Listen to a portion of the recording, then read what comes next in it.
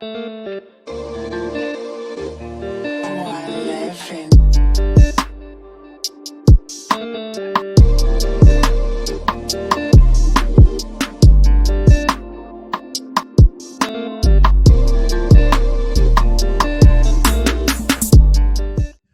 to SOULutions, where men come out of the shadows to testify, giving tips in manhood, honor the codes of integrity, and give out real solutions for soul survival.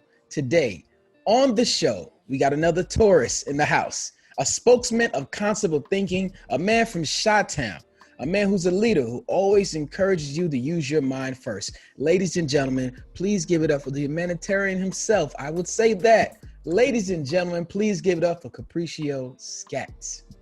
Hello, what's up, man? How are you? I am well, sir. I'm so happy that you decided to come on today. My pleasure. You mentioned coming out of the shadows. How's my lighting? Can you see me? Yes, you look great, man. Everything is great. And I'm super excited because Ian Burke told us about you and you answered the call for referral. And we are really appreciative that you're taking some time out today just to help somebody you probably never will meet. Yeah, absolutely. Ian Burke is definitely one of my favorite guys in the entire world. So I'm very appreciative that he, recommended me to do this. Yes, absolutely. Let me ask you a question. What person did you meet or see that gave you the drive towards the man you are today? Who or what defined you? Wow, that's an excellent question. Okay, we starting off like that? All right. Man, I would have to say my mother probably, believe it or not. I didn't grow up with a father, but my mother was really, the dominant force and figure in my life. So I would probably have to say my mother and, of course, my grandmother. So I grew up with my grandmother and my mom. I grew up with my mom in Los Angeles and then in Chicago with my grandmother. So I would spend the summers with my grandmother in Chicago and the school years with my mom in Los Angeles. But my 8th grade year and my 10th grade year, I spent with my grandmother in Chicago. So I really grew up, between my grandmother and my mother. But that's probably, or they were probably the most inspirational figures in my life. Talk to me about some of the gems your grandmother and your mother gave you. Do you remember anything they told you that holds up to this day? What gem can you drop? What knowledge can you pass? Man, I remember my grandmother. I'm sorry. No, go ahead. Oh, okay. So no, I remember my grandmother, she would always say the best lesson taught is the one bought. And so I try not to pay for expensive lessons, but I hear that ringing in my head often, just in terms of going through life and, those lessons that you learn. And so my grandmother had a lot of things that she would say. And in particular, she would say, don't be like a pig standing underneath the acorn tree, eating all the acorns and never look up to see where they're falling from. So that was her way to say, always give thanks, praise to God. So there's a lot of things that my grandmother would say, but those are the first things that come to mind right away. Let's stay right there on the grandmother. To me, today's society, someone came across me and told me they don't think there's any more praying grandmothers because they're too young. How do you feel about that? Well, that's a very interesting thought. I mean, there may be some truth to that. Grandmom is definitely younger than she once was, but I still think just in the Black community in particular, prayer is still very strong. So I think it still resonates, but it may be not at the level that it did once, with the previous era of grandmothers. But, I wouldn't say that grandmothers don't pray anymore. Maybe not to the level that they once did, though. There may be some truth in that. Yeah, they were speaking to the fact how we're at an alarming rate, a little bit more violent than we usually are, and they due to the less of prayers that our grandmothers used to have for us when we had to walk out in society issues. Well, it's interesting when you talk about prayer, because I was probably one of the skeptics who would say, what good is prayer? But as I've thought more and more about my life and where I sort of ended up, I am the benefactor of my grandmother's prayers. So every prayer that she, put up, I think I benefited as a result. So I think there's definitely power in prayer. But, some people are a little bit skeptical when we start talking about prayer, because they look within. But I think prayer is definitely a very key element to life in general. There's something about prayer. You don't have to pray for yourself, but if someone's praying for you, it works just the same.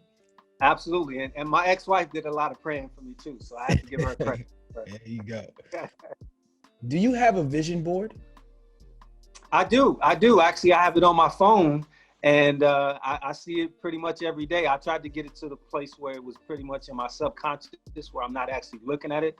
But it's interesting, you know, people, again, we're talking about things that people just sort of put out there, and we don't know if there's any validity. But I think vision boards and prayer, much like prayer, I've actually gone back and looked at my vision boards. And in fact, I've noticed that I did accomplish things that were on my vision board that I even forgot about. There was one particular car that I wanted, and it was on my vision board, a white car, same rims, but except it was a 4-door on my vision board, and I ended up getting the car, but as a 2-door. So the one thing about the vision board is you got to be very specific, because you'll probably get it, but you got to know exactly what you're putting out into the universe as well. That's great. You were able to reach your goals. I want you to break down 2 things for us today. We want to know, what apex do you have on your vision board? If you can share that with us today. And you already gave a goal that you reached. So we're happy that you were able to get the car, even though if it was a 2-door. But I want you to speak on how you got it and what is your apex on your vision board. Yeah, I think the apex of my vision board is really the understanding of the order of God, family, and work. And so my vision board really focuses on that order, where I spent the majority of my life and career chasing Grammys and American Music Awards and Dove Awards and Stellar Awards and all those things that artists are sort of aspiring to accomplish. And somewhere in that process, I forgot the order of God, family, and work. And so we don't often realize that, you know, those things that we're aspiring to do, there is an order to it. So getting it is not the problem. It's always maintaining it. Anything created, you can have it, but the question becomes, can you maintain it? So I use the analogy, wife, mansion, Bentley. If you don't maintain it, you get divorced, foreclosed, and repoed. And so, and unfortunately, I experienced all 3 of those things. I think from just losing sight of the overall focus and the order. So, you know, how I now process or accomplish those things is really just staying grounded, believing in God, faith, and a lot of prayer, actually. So, you know, going back to the original point. How early did you start goal setting? You know, I think so. I was a very young father. I started out, by the time I was 19, I was married with 2 kids. Now, right now, that sounds ridiculous. But at the time, you know, I did what I thought was the right thing, and I manned up and I took care of my responsibilities. So I've always been very responsible. So my 19 was different from the average 19-year-old's 19. And so, you know, I think with that, it caused me to be very responsible and to set goals. And so I joined the military, you know, very early at 18, you know, trying to take care of my family and that sort of thing. So I think as a result, it created a scenario where I actually set a lot of goals along the way, and really just trying to maintain and keep the lights on for the most part, you know, so not really knowing what I was doing, but knowing that I needed to keep food on the table and, you know, clothes and shoes on their feet and that whole thing. And I think ultimately it led to my goal setting. Being proactive after you have some situations happen where you're not taught to expect those things is very important. Yeah, absolutely. Yeah, definitely. We talked about apexes. We talked about goal setting. We talked about you chasing Grammys and nominations. But can you tell us, what did you sacrifice in that lifestyle? Well, you know, really, you end up just sort of chasing, like, for example, one of my goals, I had 3 goals when I first got in the music industry. One goal was to be able to afford to take my kids to Disneyland. So no matter how much money it cost, I could afford to take my kids to Disneyland. Another goal was to get a record company tour jacket, because I saw my friend with one and I thought it was cool. And the other goal was to call a record label and someone on the other end would answer. And if they knew my name, I felt like I was successful. So in my process of, you know, chasing this big dream of the music industry, my kids were growing up and I was on tour and I was doing, you know, different things. And, you know, I'm thinking, okay, they have pencils, they have shoes, they got backpacks, you know, there's a roof over their head, they have food. So I'm doing exactly what I'm supposed to do, not realizing that ultimately I'm on this quest to be able to afford to take my kids to Disneyland. Well, it literally took me 20 years before I could afford to take my kid, where it didn't matter if it's, you know, 20,000, 30,000, let's go to Disneyland. Mm-hmm. Well, 20 years went by. I literally went to do a presentation at the GMWA, the Gospel Music Workshop of America. And this was 2008. I called my son up at the time. I think he was about 22, 23. And I said, yo, let's go to Disneyland. The presentation was at Disney World. And I said, you know, I'm going to pay for you to go. Let's go. And he said, Dad, I don't want to go. I'm 20. And I was like, wow.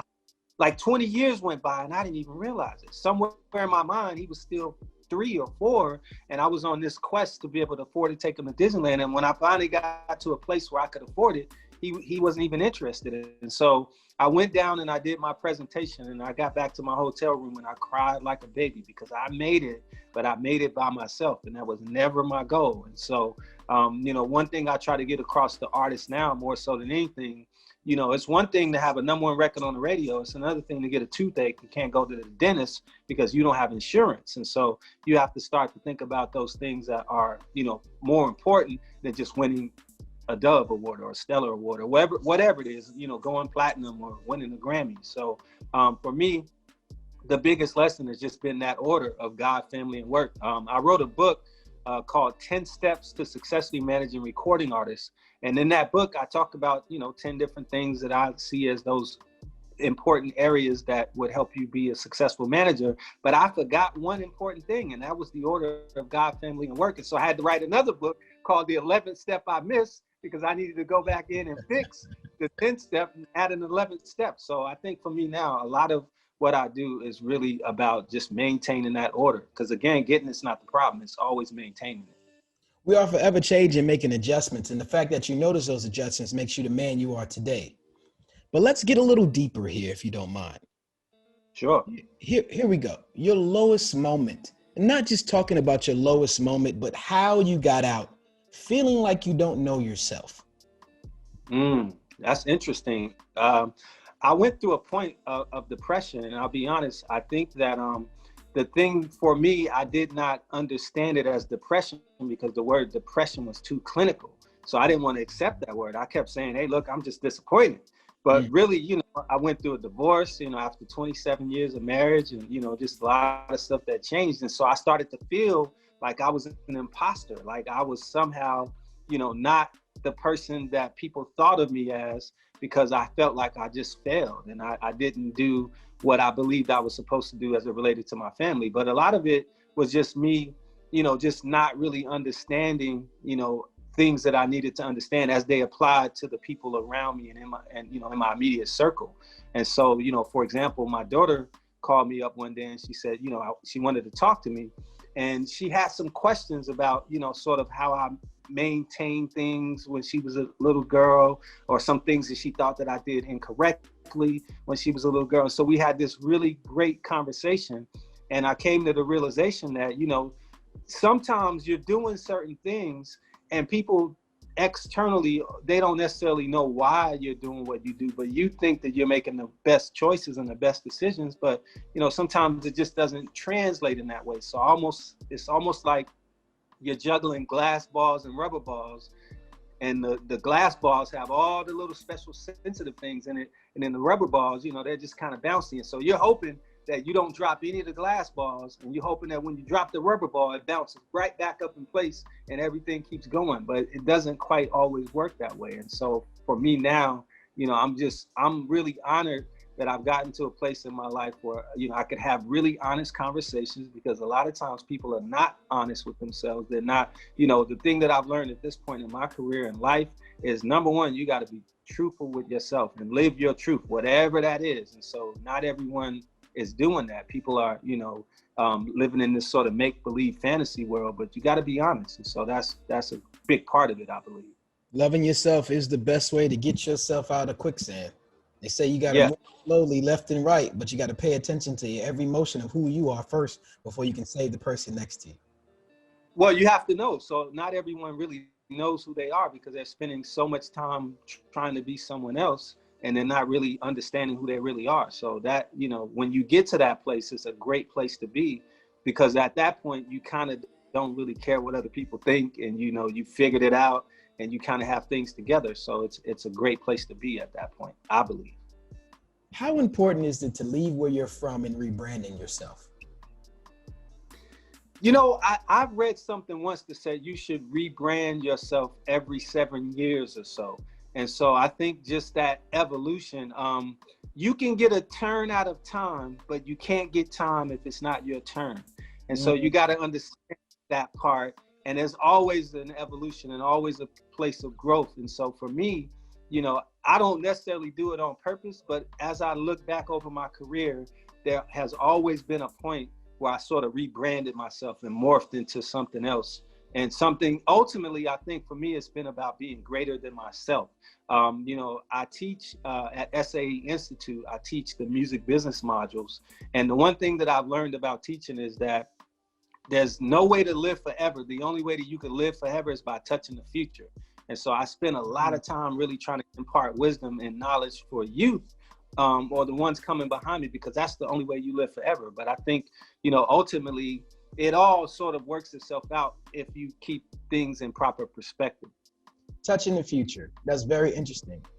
Talk to me about fatherhood and mentorship, because that's definitely a way to touch the future. Yeah, man. You know, of all my titles, you know, ambassador, knight, MBA, PhD, all of these different things, doctor, whatever titles I have, man, the one thing I've come to realize is the greatest title is dad. You know, one of the people asked me, they said, what's your best accomplishment or your greatest accomplishment? Last year in September, I had the amazing honor to officiate my daughter's wedding.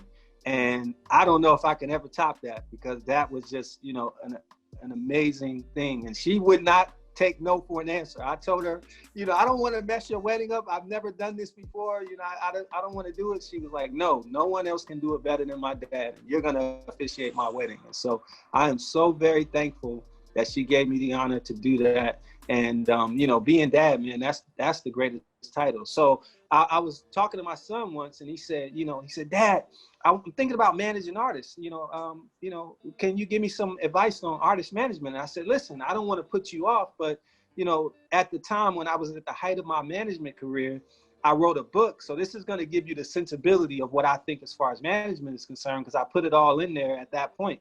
And he looked at me and he said, you wrote a book? He didn't even know. He's like, to him, I'm just dad. One day my daughter comes in the house. He says, Dad, you're on Wikipedia. And I'm like, okay. You know, but for them, they're like, listen, this is my dad. That, you know, in fact, just yesterday, my middle daughter called me up and said, I have to tell you this. And I said, what? She said, I went to an interview, and when I got in the interview, the guy said, I only know one person with that last name. Do you happen to know a gentleman named Cappriccieo? And she said, yeah, that's my dad. And he went on telling her on and on about how much I helped him and done so much for him. She said, hey, you have to give me the job. So needless to say, she got a job, but it's just, you know, man, just me being dad still leads back to all of that. So, you know, dad is the most important title of all. Dad is the most important title of all. And when we speak to the fatherhood trend of what it is in terms sociably of what kind of fathers we are, it's not really matching up. There are a lot of good fathers out there, maybe not in the last generation when we had a lot of issues with staying home as parenting, but there are now a lot of good fathers out there trying to change the tide and trying to change the stigma. Should there be a basic training program amongst men, like a level of education outside of education, outside of the schooling system, like skill traits given throughout the community? And what I mean by that is, if you have a neighbor who, unfortunately, no one in that house can read, should the community take it upon itself to make sure everybody's at an adequate reading level? Everyone can change a tire, you know, different things. Even if you live in a city or country environment, should there be a basic level of education going on in our communities? I mean, that sounds great. I'm not sure how realistic it is. I think, you know, just at the end of the day, people have to keep the lights on. So, you know, you don't have a whole lot of time for just those types of things that would be fairly simplistic. You know, you almost feel like, hey, man, you don't know that? Hey, you got to figure that out, because I got to, you know, keep these lights on. So I don't know. I mean, I think that's a great idea, but I don't know how realistic it is, just because the nuclear family is no longer, you know, the Leave It to Beaver era and that sort of environment. You know, it's just not like that. I mean, you have to, both parents are working in most scenarios, you know, and then we have a lot of single parented homes as well. So, you know, I think that's a great idea. I'm just not sure how realistic it is. It would be tough. I guess we have to establish and go to things that are already standing, like churches, boys clubs, and things of that nature, and put those in our communities. You Sure, spoke, yeah. you spoke of your son. Let me ask you a question. How do I approach a man I have problems with? How do I establish the value?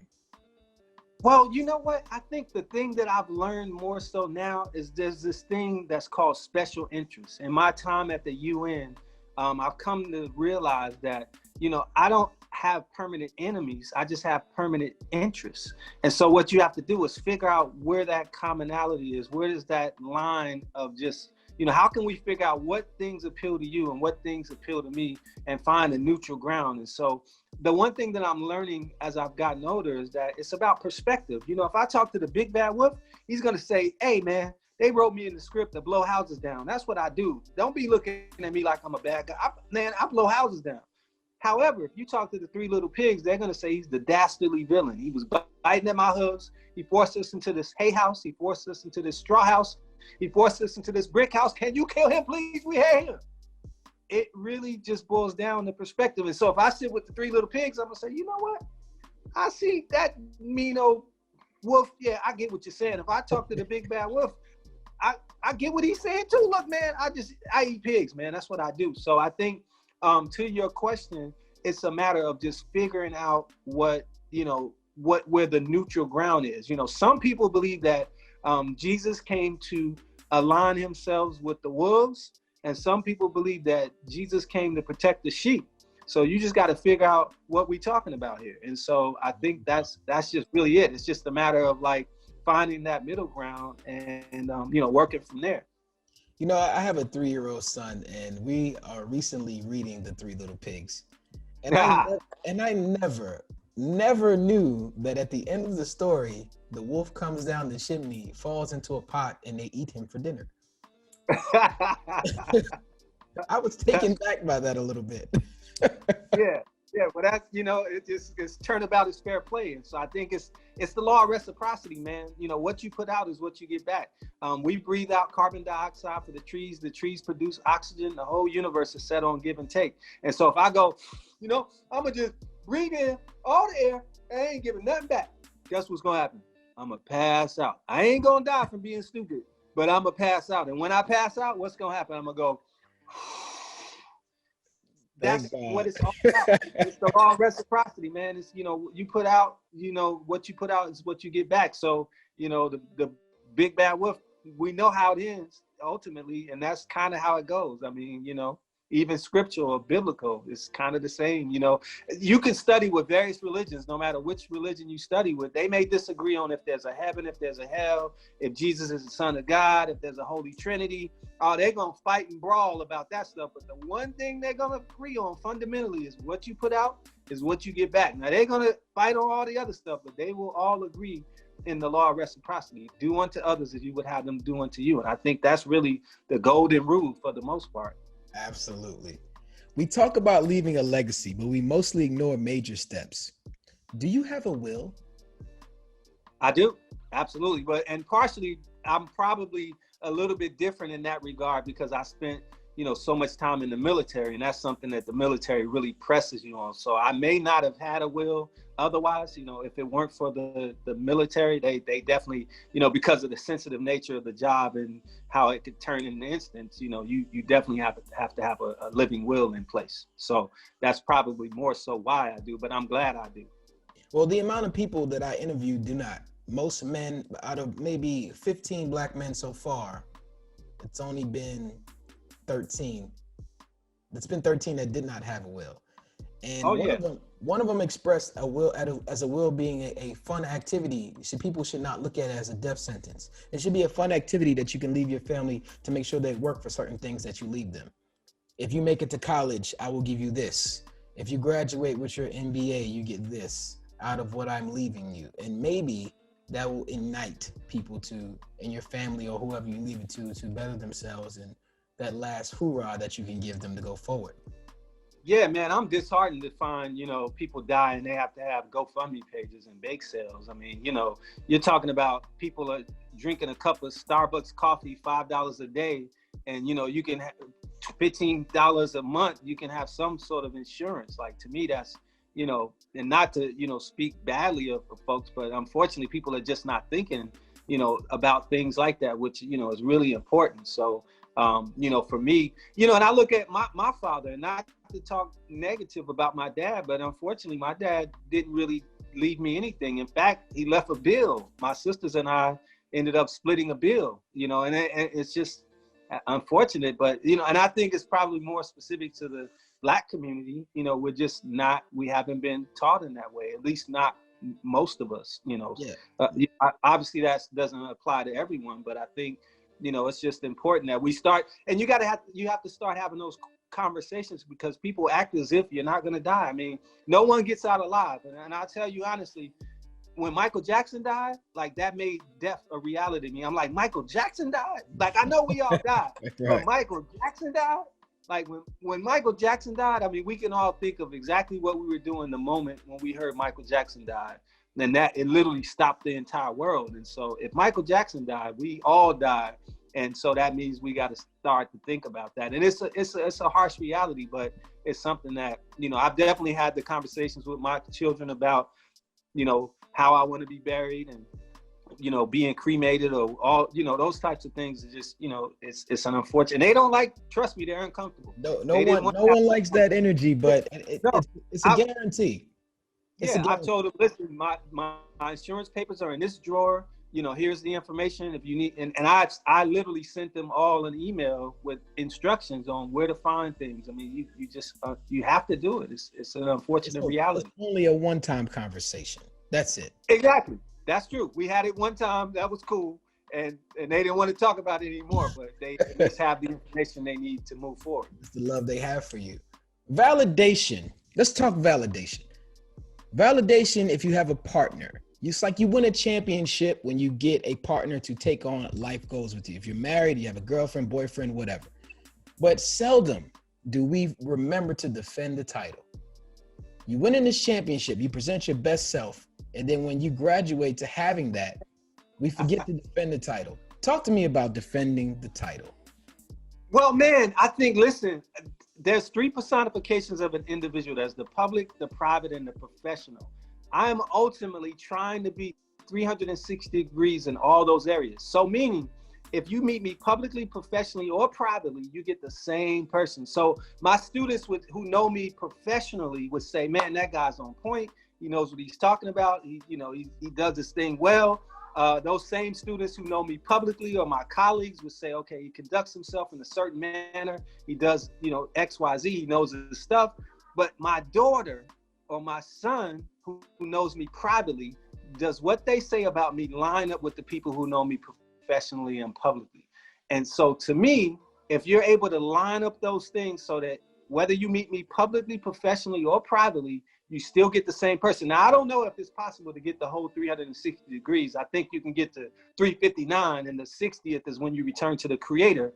But I think you can get pretty close. And so for me, in defending my title, it's just being consistent, being the same person. So whether you meet me publicly, professionally, because, you know, you meet that representative. When you meet me publicly and professionally, you're getting a representative. But the people who know me privately, they're going, man, he ain't nothing like what y'all think he is. No, I want to be the same person, so that whether you know me in either way, you get the same person across the board. And that requires work, man. It's, you know, it's hard to have a good reputation. It's easy to have a bad reputation. It's easy to run around and, you know, bust people out or do whatever, but having a great reputation, you got to work at it. So I pride myself on my reputation. I like to know what people say about me when I'm not in the room, because people say all the great, wonderful stuff about you when you're in the room, but what do they say about you when you're not in the room? And so for me, to your question, I think it's just being consistency, man. Consistency and humility are the keys to success. Stay humble, stay consistent. And that's, you know, my motto is, your floor is someone else's ceiling. Always be appreciative for where you are, but never stop trying to get to the next floor. And so I stay humble and I stay consistent. Shout out to the people that speak your name when you're not in the room in a positive way. Those are absolutely. Yeah, because they'll talk about you quickly if you're not in the room. But, you know, I generally hear that people say good things about me. And, you know, not everyone, of course, they talked about Jesus. So people are going to criticize you. So it's not that you won't face any criticism or adversity. But I think, you know, if you work on your presentation and work on your, you know, how people see you, I think that's important. At least it is for me. It matters. It matters to me.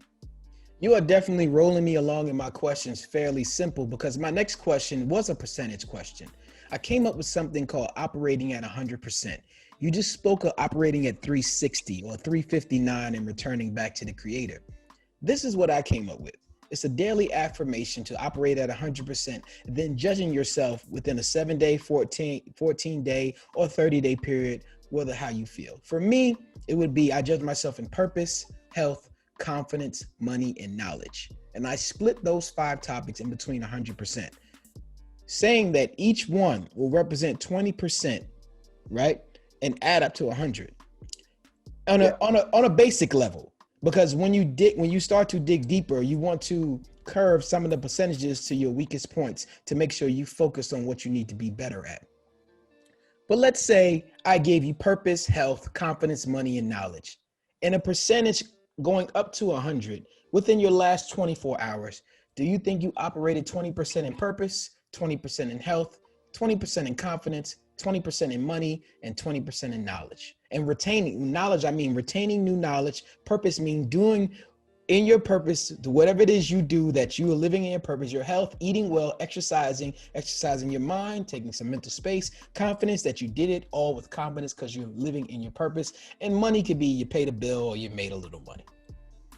Well, I think to your question, if I may skew a little bit outside of it, I think the first thing is that I don't focus on the things that I'm not good at. Some people try to become better at things that listen, I just find people that are good at those things, and I find a way to merge myself with those people that are better at it than I am. So I don't think that you necessarily have to try to be the best at everything. You just figure out what you're good at, and the things that you're not good at, find people that work with you in that area. To your question, I sort of have it as, I look at it like a car, right? And there's 5 wheels. There's the 4 wheels that are on the road, and there's the wheel that's in your hand, right? So one wheel is faith, one wheel is family, one wheel is work, one wheel is knowledge and skill set, and the wheel that you're holding is health. And what I find is that people may be, you know, strong in faith, or they may be strong in skill set, but they're not focused on, you know, the health, their cardiovascular activity. Or they may be doing a lot of cardiovascular activity, but they're not doing anything to build their knowledge or their skill set, or they're not dealing with their family or doing. So in order for me to maintain the balance of my car, you know, you could certainly drive a car on a flat, but it's not going to go very far. The ride is going to be real messed up trying to drive on a flat.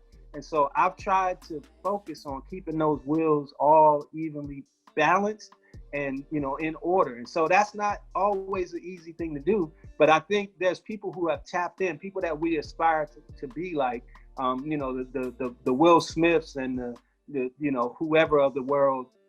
We look at those people and we sort of aspire to be like them, but they tapped in at a certain level and a frequency, and they sort of resonate there. And so what I've been trying to learn to do, and my challenge has been, I've tapped in at a very high frequency, but I don't always stay there because of things that are around, people that are around me, things that are happening. It's sort of the adage, you know, if you hang around 6 broke people, you're going to be number 7.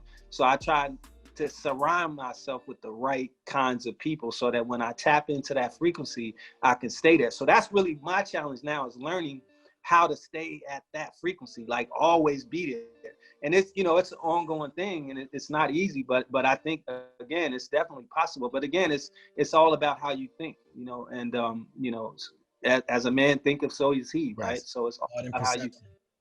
What you put into the universe, exactly what you get back. Yeah, and it's also about commitment. So people talk about, you know, I had a student once that said to me, you know, I'm passionate. I say, hey, listen, man, passion's not enough. You got to be committed. He said, no, if I'm passionate, I'm committed. I said, hey, man, passion and commitment are different. He said, no, if I'm passionate, I'm committed.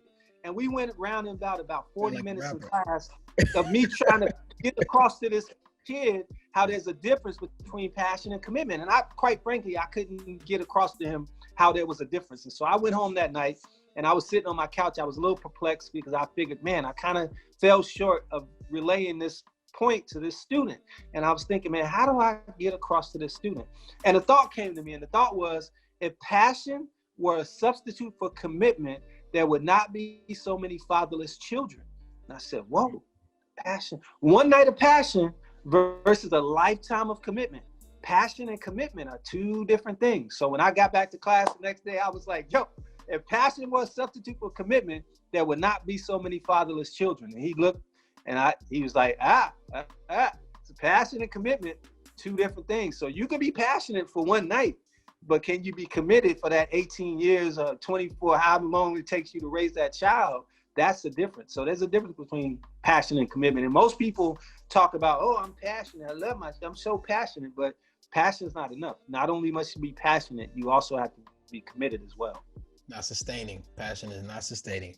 Things change and terrains look different, but you got to be committed to your path and have a routine. Yeah, absolutely. Absolutely. I have one more question for you. With all the knowledge you obtained throughout your life, I want you to take all that knowledge right now, all your moments, and give me an answer to this one. When should a man get serious about a woman? Oh my God, that's an excellent question, man. Let me tell you something. As I mentioned to you, I got married at 19, so I stayed married for 27 years. You know, if I had to do it all over again, man, and some people are not gonna like this answer, but I don't believe a man should be married before 30 or 35. Now, I'm just adding 35 to just give it a little cushion, but I don't really think a man should be married before 30. That's just, you know, based on just some of my experiences in life and people that I've encountered and the conversations that I've have with other men. I just don't know that we as men figured out. Women are far more advanced and just intuitive in certain areas as it relates to relationships. And typically, most women are, from what I understand, about 7 years ahead of men in terms of that development portion as well. So I just, I think it's about 30, man. I really think 35, but I'll give it to 30 to skew it a little bit, less. But I think let's dive into that for a few moments. Let's say 35. Let's go there to 35. You said women develop faster, which is about 7 years. So we're actually leaning towards that a man should marry a woman who's 7 years younger than him, because she might be ready for the same things he's ready. And we're saying 35 is enough time for a man to accumulate a foundation to which he can bring something to the table rather than trying to be someone's potential. Right. Talk to me real quick. Talk to me about potential. How important it is for women to not date potential. Well, I think, we talk about that, and I think women tend to do that all the time. It's based on how we see things, right? Men, we love with our eyes, and women love with their hearts. That's why men lie and women wear makeup, right? So it's a different approach in how we actually look at things as it relates to love. But I think, there's a lot of women that are dating potential, but unfortunately some of those things, like, for example, my wife early, we were married, she's 20, I'm 19. That's a little bit different. We're sort of growing together. But even in that regard, we just were too young to even really understand the level and the magnitude. I mean, my kids, they grew up with me. We would have competitions on who could bring the most A's home on our report cards, literally, because I was in college and they were in school. And so I just think that, and this is going to be a little touchy, but bear with me for a second, because I think this is important. And it's not all about cheating and those types of things, but I haven't met any married men who don't cheat. And if I do, they fall into one of three categories, right? Either they have the fear of God, something that keeps them spiritually grounded. Number two, they're on the second wife because they messed up the first time. Or number three, they're in the first 5 years of their marriage. And so I don't know what that's all about, but I think there's a lot in there in terms of the growth of a man and just his level of understanding as it relates to maintaining that household. Now, some people are not going to like that and, beat me up now, but that's been my experience. If I meet a man who's married, they fall into that, who does not cheat, they fall into one of three categories. The fear of God, something that keeps them spiritually grounded. Two, they're on the second wife, which that's where I'm going to be in this next phase because they messed up the first time. Or three, they're in the first 5 years of their marriage. So I think, you know, a lot of that, man, is just, it's just the growth thing. And I don't think we're even ready for most men. You know, if we talk about our brain is not even fully developed until we're 25, if that's true, then I just don't even think most men have a clue before 30, 35. Let me go deeper with that. We talked about. I got this. No, I like where this is going, because I have so many thoughts about what you're saying, and I agree with you on many of those thoughts. Well, now when I'm getting older, I realize how living out of the States, living abroad, I realized that maybe that sex is pushed on us too much in terms of being the piece of the pie that keeps you in a relationship and keeps you out of a relationship, that makes you want to walk away when someone has a sexual infraction. How important is sex really when you developed a relationship with someone? Man, if I had it to do all over again, man, I would wish that I just never had sex before I got married. And I know that sounds cheesy as heck, but if you look at it scripturally in terms of biblically, it makes perfect sense why God, or why it says in the Bible to practice abstinence. You know, you're talking about avoiding, you know, all sorts of diseases and just, you know, things, just the what's the word I'm looking for? The spiritual ties, the soul ties, you know, these different things that you don't really even understand until you sort of get a little older and you start to understand how things work and just how the universe works, you know. So I think, you know, I would definitely agree with that perspective. You know, if I had it to do all over again, I would certainly have waited until I got, you know, much older, because, you know, my kids, it's things like imparting wisdom and, you know, just knowledge and things that I did not even know, because I was just a kid myself in essence. So I think, you know, I mean, although we know sex is great in terms of it feels great, but, you know, it's not, it's about way more than that. And you're connecting, passion, right? You're connecting yourself to someone for a lifetime, you know, in a lot of cases, especially when children are involved, you know, it's a lot to it, man. And I wish, you know, but a lot of that comes from, you know, just the absent fathers and or just people that are not giving you the proper guidance. And I think ultimately, you know, if I had it to do all over again, that's something that I wish that I had in terms of insight. Thank you, sir. You are now part of the Silhouette Boys Club. It is people like you who move in the shadows to help people like me shine. We want to thank you for coming on the show today. Please give us a shout out to any information you would like to give out today, especially about your first book and your second book. Yeah, so I can be reached on all platforms. I'm at Cappriccieo, spelled Cappriccio. Now, baby, tell me what you want to do with me. Got me? Nah. I'm Cappriccieo on all platforms, Facebook, Twitter, Instagram. I'm very accessible. Certainly reach out. I love to hear from you. I do respond, so I appreciate your time. And thank you for this opportunity. And hopefully, you know, we can reach some folks and hopefully some things that I said made sense. Everything you said made sense to me. We think on the same wavelength with many things, especially how you feel about the 35-year-old and just going through life and understanding. Yeah, I 100% understand that. That's why when I see some men marry younger, I understand it. Totality. Yeah. I'm in wife mode now, man. So I'm in wife mode now. So I'm looking at it from a whole different perspective now. So, you know, the man, see, one thing that we don't often hear, we hear the scripture that says the man who finds a woman finds a good thing, but we never hear the other part of it. And it says, and with favor with the Lord. And so, you know, not only do you find a good thing, but you also ascertain favor. So you make me want to ask you one more question before you go. Before you go, how do you feel about the phrase or the term happy wife, happy life? Yeah, man, the smart man, that's very true. Absolutely. Yeah. So listen, it's really about exalting the woman and really putting her in, because listen, if you take care of her, she's going to execute and respond and reciprocate, and life is just much better. I mean, the one thing I know is, you know, we talk about, they say, you know, behind a good man is a good woman or whatever, but really, if you're standing back to back, she's looking in that direction and you're looking forward. She is in another place that you can't see. So she's at your back, but she's face forward. So I think that, you know, having that woman to because they can see things and their intuition is far greater than ours. So the way that they move and they see things is much different. You know, I don't know that Barack doesn't become Barack without having a great Michelle, for sure. It just doesn't happen. For sure. Before you go, we like to get a referral, someone you could think about that can come on the show and give some intuition and give some gems for us. Do you have a name you can give a referral to, Mr. Scates?